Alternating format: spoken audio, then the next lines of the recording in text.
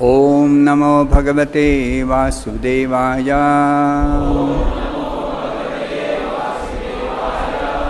Reading from Srimad Bhagavatam, Canto 1, Chapter 15, The Pandavas Retire Timely. Text number 42. Tritve hutva cha panchatvam Tacchaikatve juhonmunihi Sarvam atmanya juhavi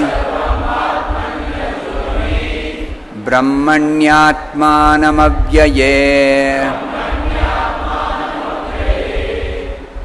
Translation and purport by His Divine Grace A.C. Bhaktivedanta Swami Prabhupada. Translation. Thus annihilating the gross body of five elements into the three qualitative modes of material nature, he merged them in one nescience and then absorbed that nescience in the self, Brahman, which is inexhaustible in all circumstances. Purport by Srila Prabhupada. All that is manifested in the material world is a product of the Mahat Tattva Avyakta, and things that are visible in our material vision are nothing but combinations and permutations of such variegated material products. But the living entity is different from such material products. It is due to the living entity's forgetfulness of his eternal nature as eternal servitor of the Lord and his false conception of being a so-called Lord of the material nature that he is obliged to enter into the existence of false sense enjoyment. Thus, a concomitant generation of material energies is the principal cause of the mind's being materially affected. Thus, the gross body of five elements is produced. Maharaj Yudhishthira reversed the action and merged the five elements of the body in the three modes of material nature. The qualitative distinction of the body as being good, bad or mediocre is extinguished, and again the qualitative manifestations become merged in the material energy which is produced from a false sense of the pure living being. When one is thus inclined to become an associate of the Supreme Lord, the Personality of Godhead, in one of the innumerable planets of the spiritual sky, especially in Goloka Vrindavana, one has to think always that he is different from the material energy. He has nothing to do with it, and he has to realize himself as pure spirit Brahman, qualitatively equal with the Supreme Brahman Parameshwara. Maharaj Yudhishthira, after distributing his kingdom to Parikshit and Vajra, did not think himself emperor of the world or head of the Kuru dynasty. This sense of freedom from material relations as well as freedom from the material engagement of the gross and subtle encirclement makes one free to act as the servitor of the Lord, even though one is in the material world. This stage is called the Jivan Mukta stage or the liberated stage, even in the material world. That is the process of ending material existence. One must not only think that he is Brahman, but must act like Brahman. One who only thinks himself Brahman is an impersonalist, and one who acts like Brahman is the pure devotee. Thus ends the Bhaktivedanta purport. So this is a verse spoken by Suta Goswami. Suta Goswami is narrating the incidents leading to Parikshit Maharaj meeting Shukadev Goswami, and the Bhagavatam was spoken by Shukadev Goswami to Parikshit Maharaj. So before describing the actual conversation between Parikshit and Shukadev Goswami, Suta Goswami has been requested by the sages of Naimisharanya to describe the life of Parikshit Maharaj, the Mahabhagavata, his birth, his activities, and even his passing away, his death is very, very glorious. So they are asking, please describe to Suta Goswami. So Suta Goswami is now describing the events leading to Parikshit Maharaj being enthroned as the emperor of the world. So before Parikshit Maharaj, who was ruling? Yudhishthira Maharaj was ruling. Yudhishthira Maharaj started ruling after the battle of Kurukshetra, which was won by the Pandavas, and Krishna enthroned Yudhishthira as the emperor of the world. So Yudhishthira Maharaj, he was ruling very nicely, but when he heard that Krishna has gone to his personal abode, Krishne Swadhamopagate, Krishna has gone to his personal abode, then Yudhishthira thought, what have I got to do here in this material world?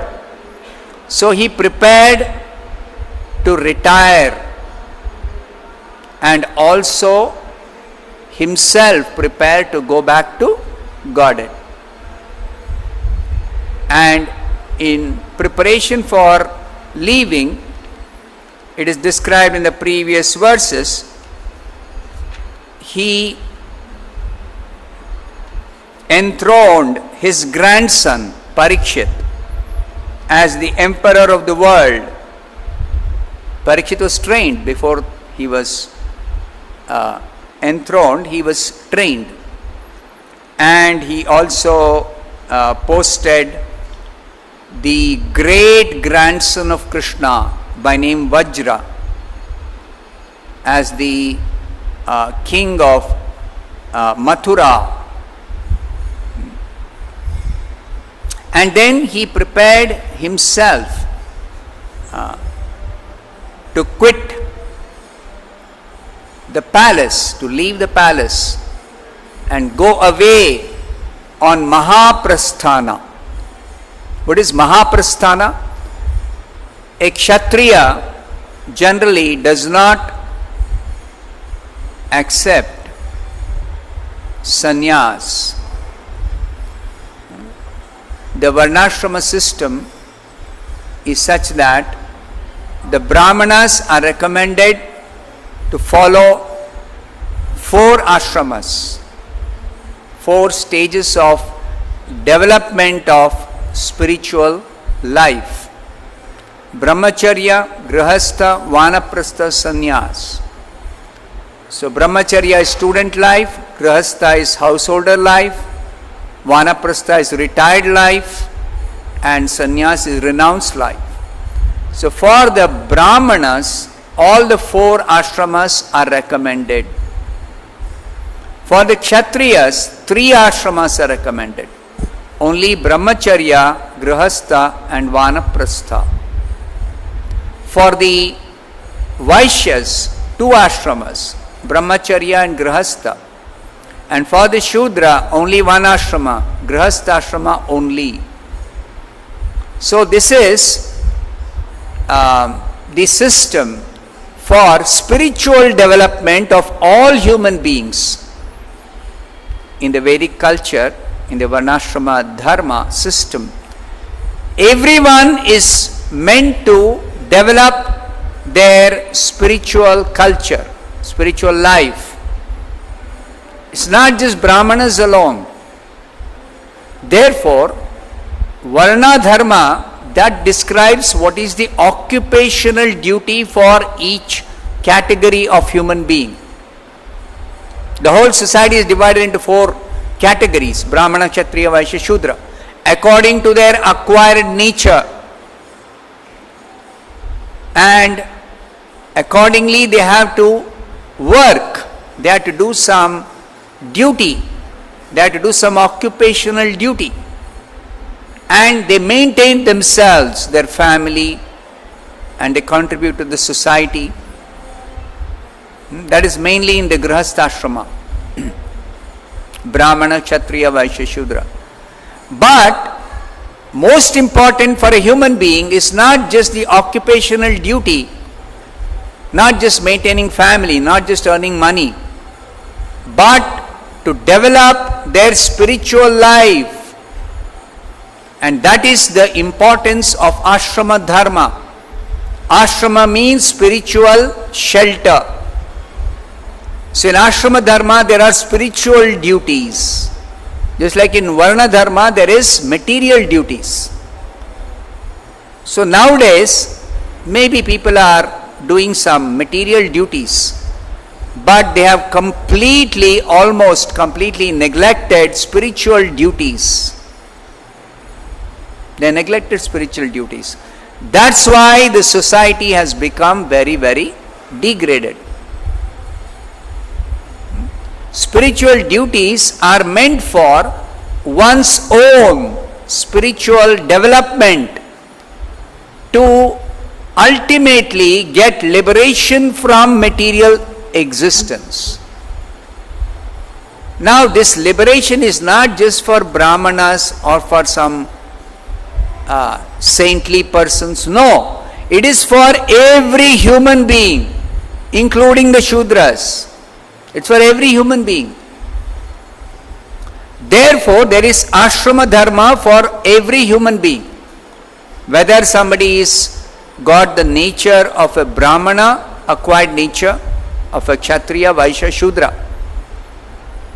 So, for a Kshatriya, the recommendation is Brahmacharya, student training, where they learn the essentials of spiritual practices to be done, and also the essentials of their material duty as a Kshatriya. They are trained in military science. They are trained how to rule the kingdom. Kshatriya should rule the kingdom, should protect the citizens. So they are trained in both military science and political science. So after that training, they take up their duty as a Kshatriya. Either they work under a particular king, or they themselves become the king in ruling a kingdom or a province or a state or a country or the whole world. Yudhishthira Maharaj, after finishing his duty as the householder ruling the kingdom, then he decided to retire. Vanaprastha. Vanaprastha literally means going to the forest. But more important than just leaving home and going to the forest is to quit all the comforts of family life which were required for doing the duty of a householder. That is not required anymore. What is required is preparation for quitting the body. Preparation for quitting the body. Before death comes, prepare for liberation from material bondage. So how is that preparation done? By Kshatriya, he has to give up his royal lifestyle, give up palace living. So they quit the palace. So Yudhishthira Maharaj, it is described here, he relinquished all his garments, his belt, his ornaments, and completely disinterested and unattached to everything, he left the palace. Now, not just leaving the palace and going away, but preparing the mind to absorb oneself in thought of the Supreme Lord. So how do they do that? The Pandavas, they adopted the method of Mahaprasthana. Means they change their dress to some simple dress, give up all the royal dress, and they start walking. They walk till there is life in the body. And while they are walking, what is their mind engaged in? Mind is engaged in thinking of the Supreme Lord, because their destination is to go back to Krishna. So they absorb their mind in thinking of Krishna. This is called Mahaprasthan.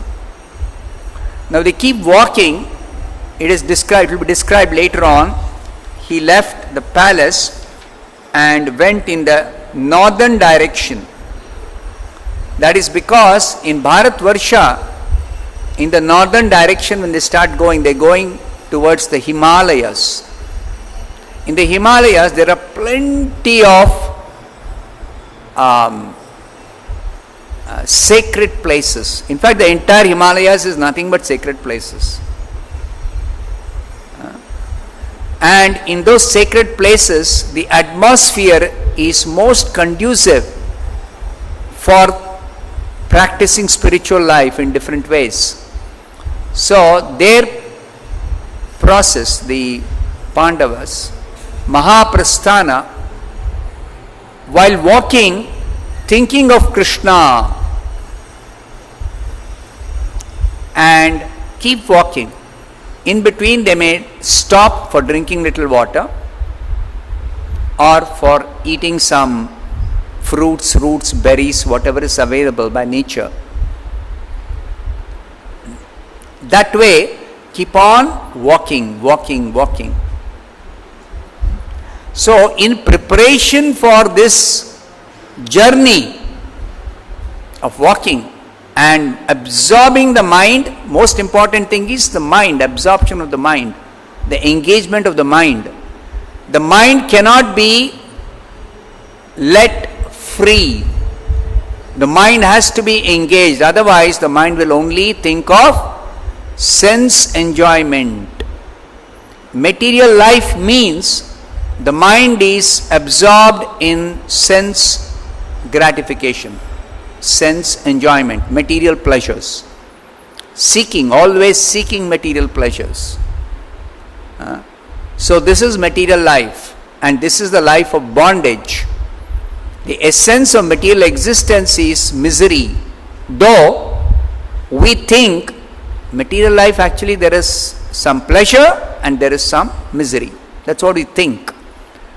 And people who are generally lost in their pursuit of material pleasures, they think that they are very comfortably, nicely situated. They think, I am fortunate, I am not having so much misery. Sometimes once in a while I get little problem or little pain, but generally I am blessed, I am fortunate to lead a very peaceful, nice life. But this is the thinking of the animal. This is the understanding of an animal, that everything is fine. Only when there is danger, an animal thinks of defense. How to avoid the danger, how to overcome the danger.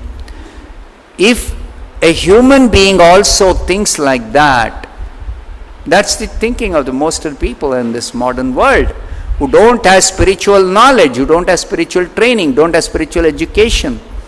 They think that as long as there is no danger, there is no difficulty, live nicely, peacefully, happily. This is the thinking of an animal. It is shocking to hear this, But this is what the scriptures explain. This is what Prabhupada explains. All the acharyas explain. So you are not meant to simply live peacefully, nicely, with whatever available or whatever you have made arrangements for living nicely. But you are meant to develop your spiritual life. That is the main business of the human being. And that is what distinguishes humans from animals. Animals have no sense of spirituality. Neither they can be trained.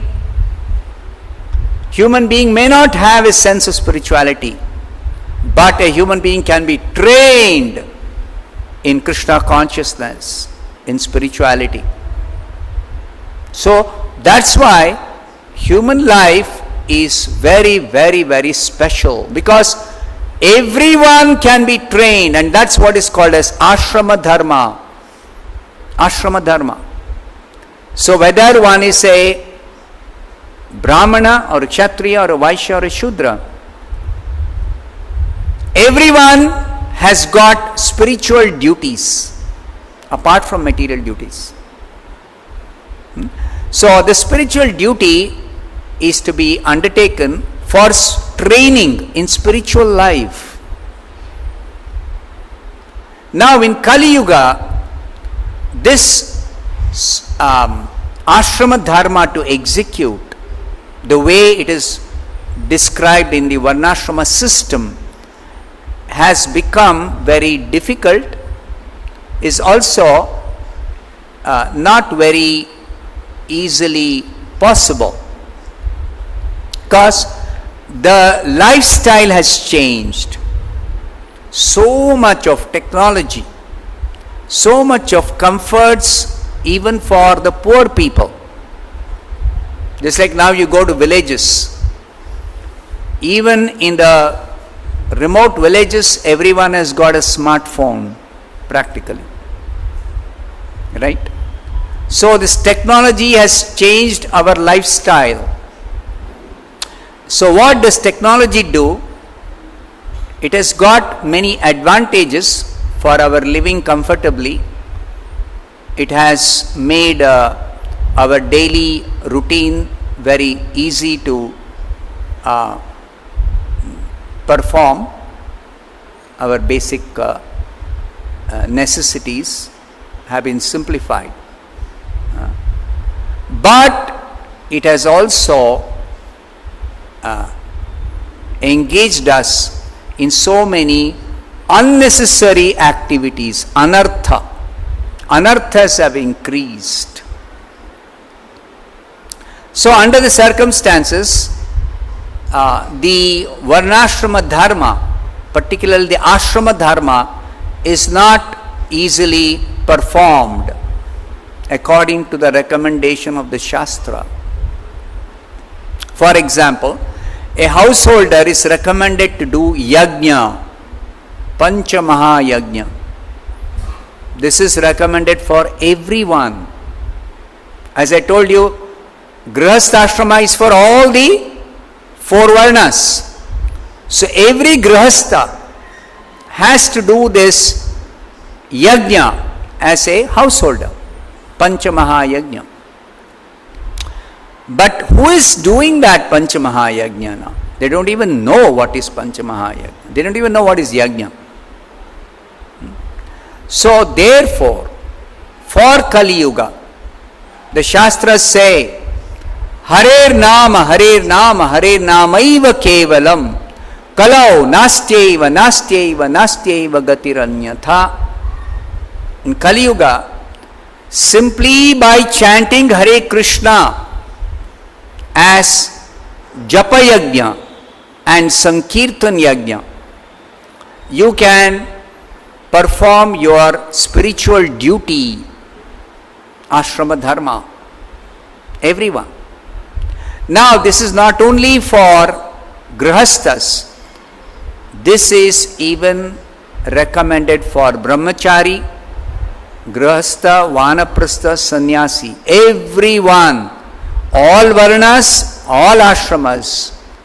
Not only those within varnashrama, even the outcast, chandala, the fifth class, those who are uncivilized, those who don't follow any rules of cleanliness, even they are recommended to chant Hare Krishna. This is the mercy of the Supreme Lord, Sri Chaitanya Mahaprabhu, that he taught this chanting of Hare Krishna to everyone. Everyone. He travelled throughout the country, Chaitanya Mahaprabhu, and he just engaged everyone in Sankirtana, in Kirtana of Hare Krishna. And the philosophy of this chanting Hare Krishna is explained specially in two scriptures, Bhagavad Gita and Bhagavatam. So Chaitanya Mahaprabhu explained the essence of the teachings of Bhagavad Gita and Bhagavatam by instructing his immediate disciples, especially the 6 Goswamis of Vrindavan. And they have written books and they have taught us how to follow those teachings of Lord Chaitanya, beginning with chanting and hearing the Hare Krishna Maha Mantra. And to add to that chanting and hearing of Hare Krishna, there are so many other recommendations, nicely systematically documented in the books written by the 6 Goswamis, especially Srila Rupa Goswami. So what is the relevance of what all I told you now? It is relevant to the description here of what Yudhishthira Maharaj did to prepare himself for quitting his body and going back to Godhead. What did he do? He annihilated the gross body of 5 elements into the 3 qualitative modes of material nature. This body actually is called anartha. It is unnecessary. Why? Because we are spirit soul, we are not this body. And as spirit soul, we have a spiritual body. But when we forget Krishna, how do we forget Krishna? We forget Krishna when we want to enjoy independently, or when we want to enjoy materially. Then we have to forget Krishna. Only then we can enjoy materially. Only then we can try to be independent in our enjoyment. Because in association with Krishna, in his personal abode, it is full of transcendental bliss. It is full of transcendental pleasures. But that is always in relationship with Krishna in devotional service. So some foolish person may think, I want to enjoy separate from Krishna, or I want to enjoy independent of Krishna. So such persons are sent to the material world. Krishna creates this material world for such people. Otherwise, Krishna has no need to create this material world. Because we all belong to the spiritual world. We all belong to Krishna. Krishna explains in the Bhagavad Gita, Yad gyatva na punarmoham evam yasyasi pandava sarva bhutani asheshani drakshasi atmani atomayi. That everyone, sarva bhutani, all living beings are mine, Krishna says. They are all mine. You all belong to me, Krishna says. You are mine. You are part of me. You are in me. So we all belong to Krishna as spirit soul with spiritual body, in spiritual world, in spiritual existence, full of transcendental bliss. So what are we doing here? Suffering all the material miseries with a material body which has got so many limitations. Every material body has got so many limitations.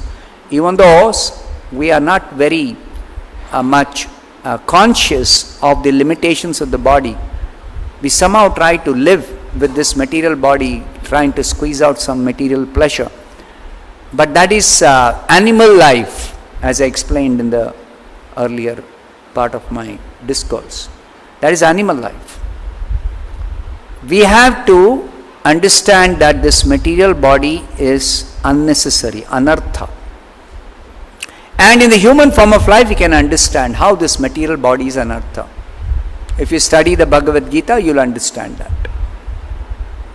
Because you are spirit soul, you got a spiritual body, and in the material world, you can't use your spiritual body to enjoy materially. That spiritual body or spiritual senses have to be covered with material senses. Then only you can, because we enjoy with the senses. We have got 10 senses and we have got one mind, material mind.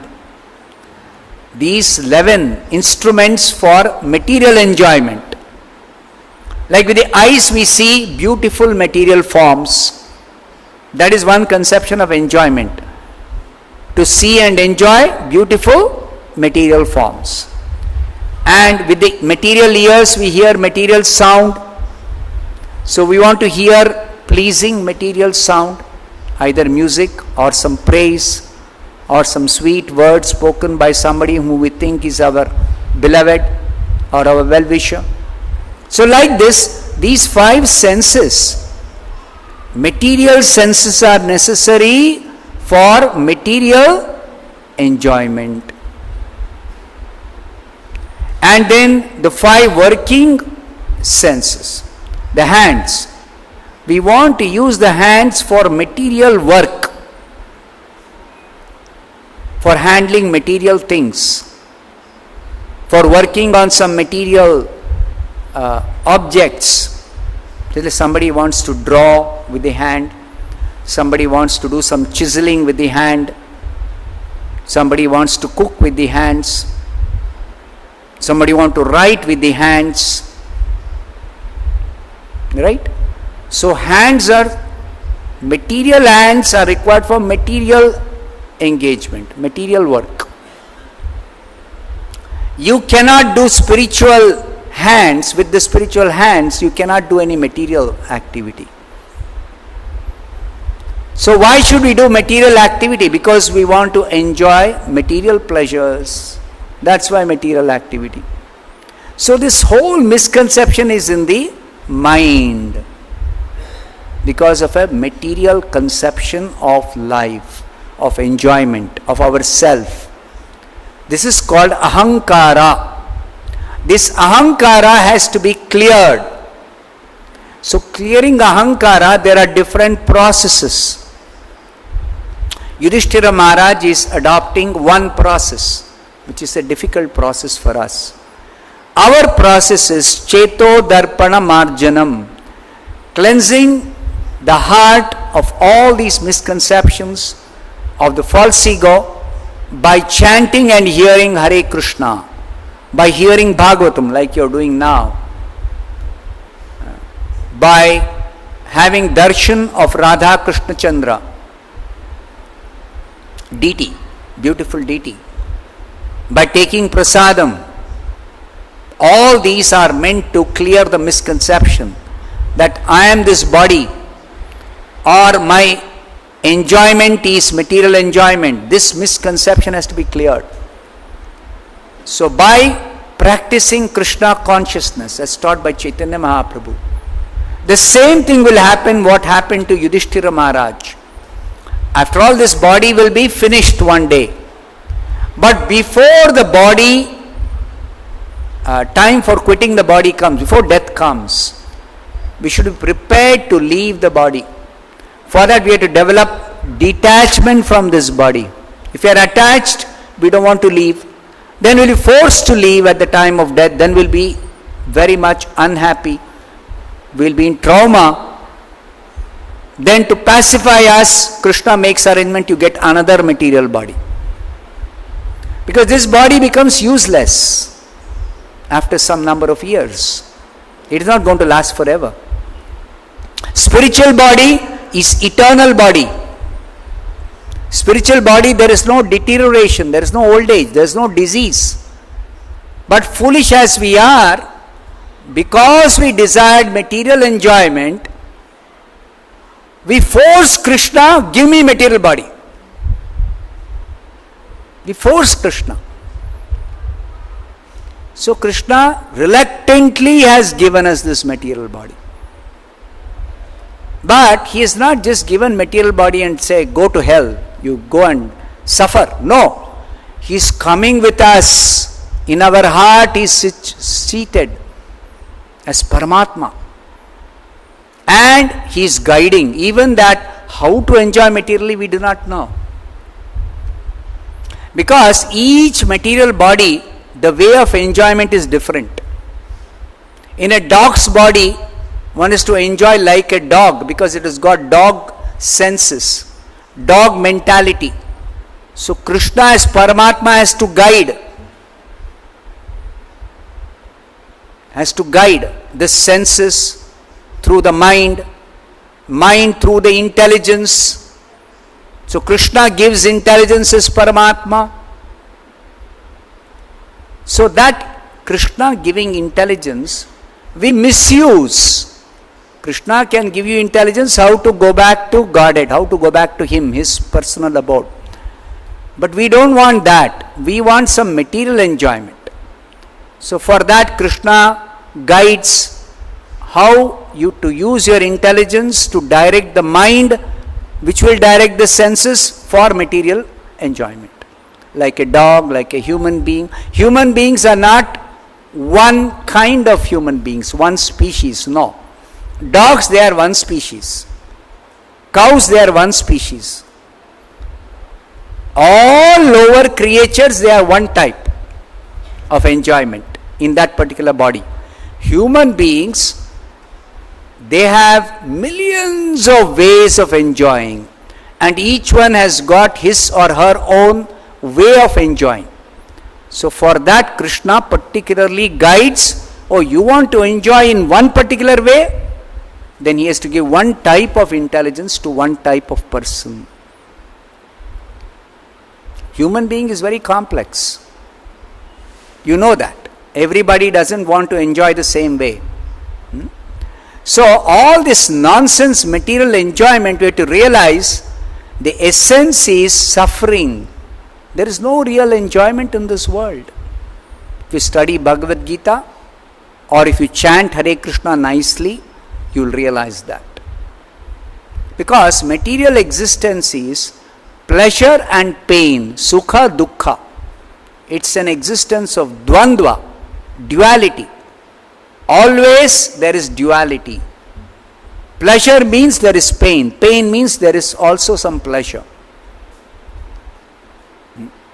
So pleasure and pain, summer and winter, all these dvandvas are characteristic of material existence.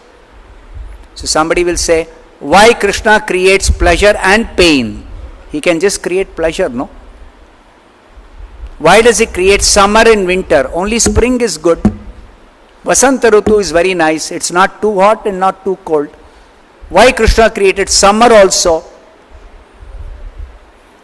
Because as foolish people, when we try to enjoy materially, for some time when everything is nice, we think we are enjoying, we can enjoy. After some time we get bored. Spring is there. If spring continues forever, everybody will get bored. So then they want they want summer. Then summer comes, they will enjoy summer for some time. Oh, very nice. Beginning of summer, everybody enjoys summer. But when the heat increases too much, then summer is not nice. We want autumn. Rains are required.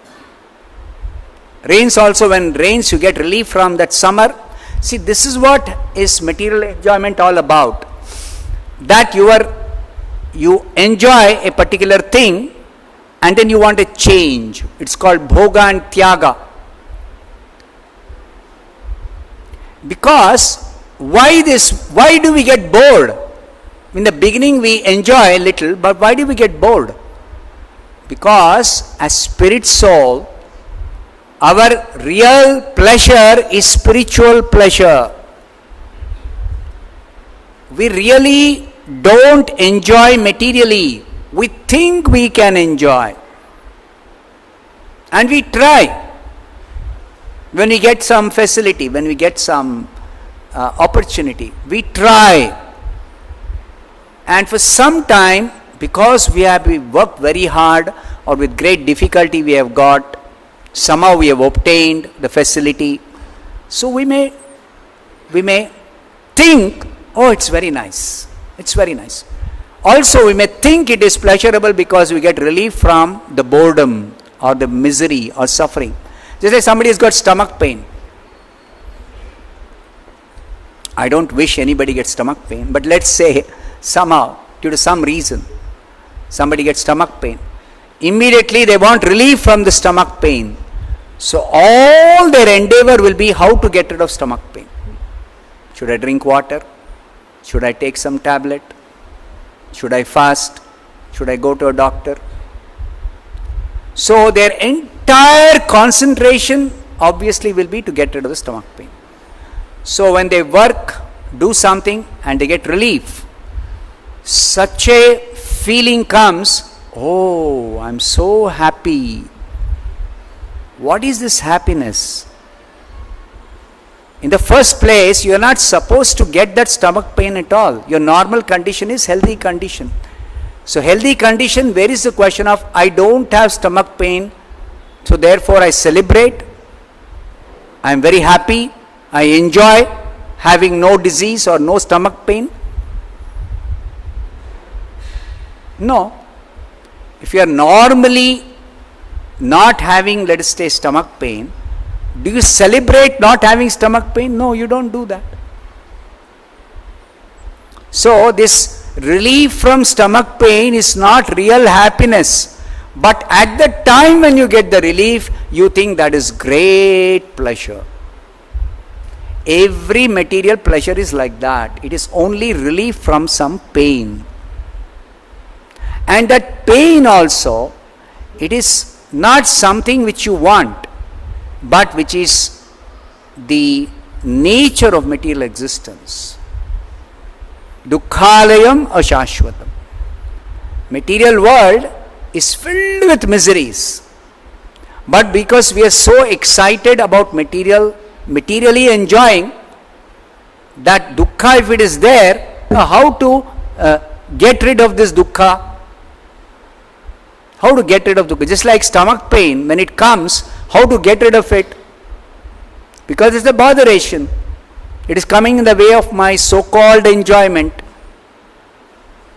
So therefore, to get rid of that material misery or suffering, we work hard. And then when we get relief, oh, I am happy.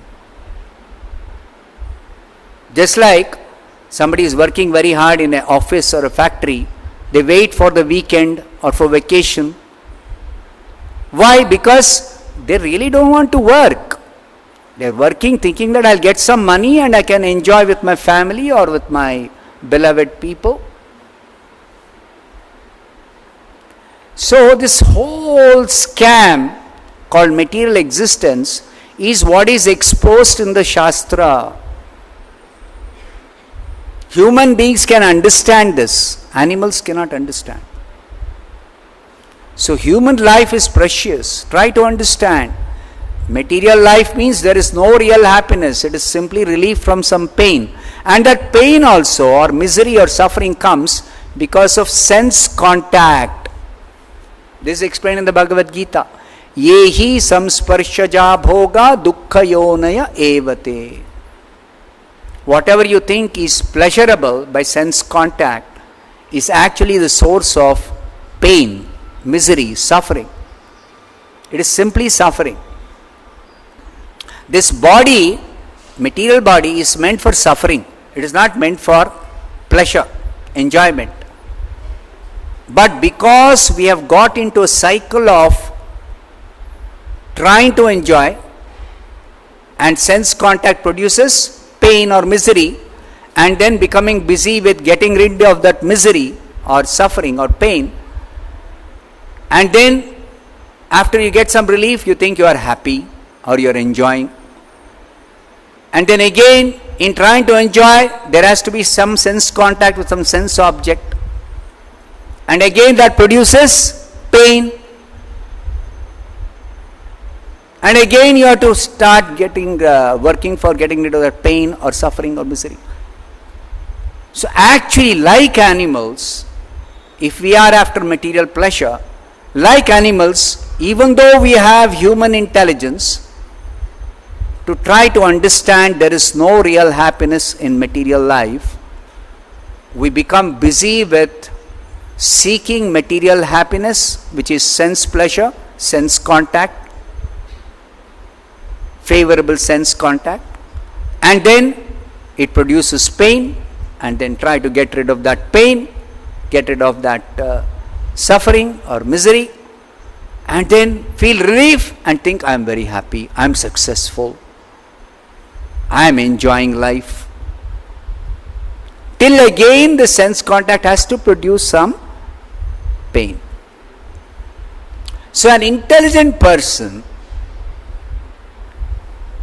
actually through the guidance of the Shastra, through the guidance of saintly people, through the guidance of the Guru or Krishna's guidance, one actually hears or studies or understands that material pleasure is not real pleasure.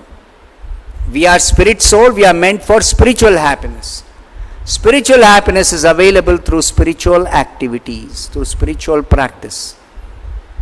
It's like you chant Hare Krishna, you will get the real happiness that you are seeking by vibrating your tongue or by hearing some sound. See, even those who are not chanting Hare Krishna, they may be speaking so many other things, material subject matter. Why are they speaking? Or somebody is hearing. Because they want some pleasure of speaking or pleasure of hearing.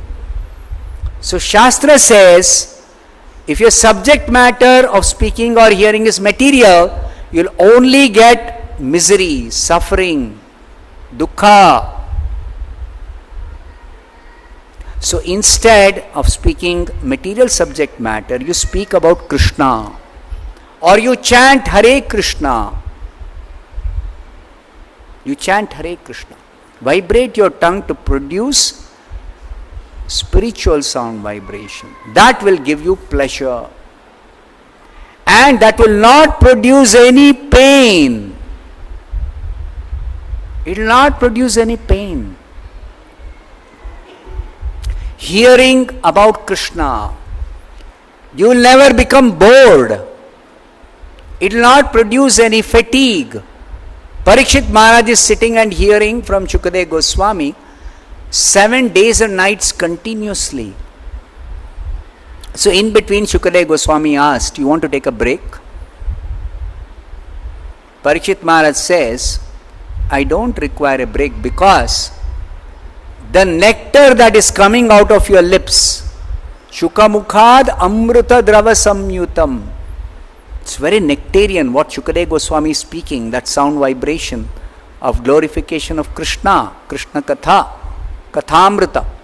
It is entering my ears and it is enlivening my entire body, mind, senses, my soul. And I don't feel any pain, I don't feel any fatigue, I don't experience any disturbance from thirst, hunger, sleep, nothing. I am just rejoicing. Go on speaking, please don't stop speaking. So we can also experience that. provided we practice a little.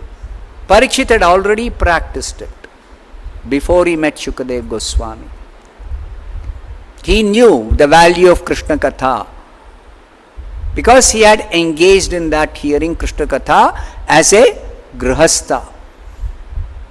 He had done that. So he was ready.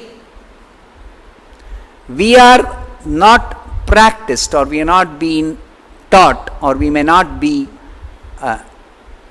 accustomed to hearing Krishna Katha and relishing it. Automatically everything else which is attractive for pleasing our senses, material things, will become unattractive. If you are able to practice a little and develop a little taste, ruchi, Vasudeva Katha ruchi. So you practice in association of devotees, especially in association of Prabhupada, who is always relishing hearing and chanting. That's why Prabhupada goes on speaking about Krishna. Tirelessly he travelled and preached and spoke and wrote books for us to continue to hear and discuss and understand. You see? So how is it possible at age of 70 he is travelling? It's because he is completely absorbed in Krishna consciousness. So the bodily condition, the external atmosphere, all that will not be an obstacle for Krishna consciousness, for spiritual pleasure through hearing, chanting, remembering, rendering any kind of devotional service to Krishna. So this is the preparation. Yudhishthira Maharaj has already done that preparation. So he is detaching his body from his self. Of course he is not attached, but he is teaching us that in the course of material interactions, some attachment might have developed. This is how a devotee thinks. In ordinary people's case, definitely they develop attachment. If they have to leave home, then they think, oh, this house, with so much hard labor, I earned money and I purchased, I am renting this house, how can I give up? So we become attached to the house, we become attached to the car, we become attached to our family members, we become attached to so many things, we become attached. So that detachment is developed, then you give it up. Otherwise, if you don't develop detachment, you will be forced to give up and you will experience extreme pain. And then because that pain has to be mitigated, you will be forced to take another body. So to not accept another body but go back to Krishna in spiritual, our original spiritual form, we have to detach from this body, and that detachment is very easy. Vasudeve Bhagavati Bhakti Yoga Prayojitaha Janayati Ashu Vairagyam Jnanam Chayadahaitukam. Simply by hearing about Krishna from the Bhagavatam, or chanting Krishna's name and hearing that holy name of Krishna, Hare Krishna, you can develop the detachment from the body. You can develop detachment from everything material. Because you develop attraction for Krishna, automatically detachment happens without your separate endeavor. That's what this verse says. Ahaitukam, without any separate endeavor, you develop detachment. Because you develop attraction for Krishna, Krishna's name, Krishna's prasadam, Krishna's deity, Krishna's description, everything about Krishna, you develop attraction. And then your spiritual life becomes fixed up. When you develop attraction, naturally you will opt for spiritual practice or spiritual life than material life. Material life to the minimum required for maintaining this body till the body is there. Because you use this body for Krishna's service. That's why. Otherwise we have no need for this body. So till it is required, till we are in this body, we have to maintain it, minimum. That will become minimum when you have sufficient spiritual engagement. Then minimum requirement will be automatically taken care. Just like we have to eat some food, we cannot starve. But when you take prasadam, automatically food intake and the nourishment of the body automatically happens. Your aim in taking prasadam is to nourish your soul, to nourish your Krishna consciousness. But prasadam also will nourish your body, your mind, your material intelligence. Everything will get nourished without separate endeavor. Everything Krishna consciousness is like this. So simply take to Krishna consciousness, you will become perfect. Thank you very much. Hare Krishna.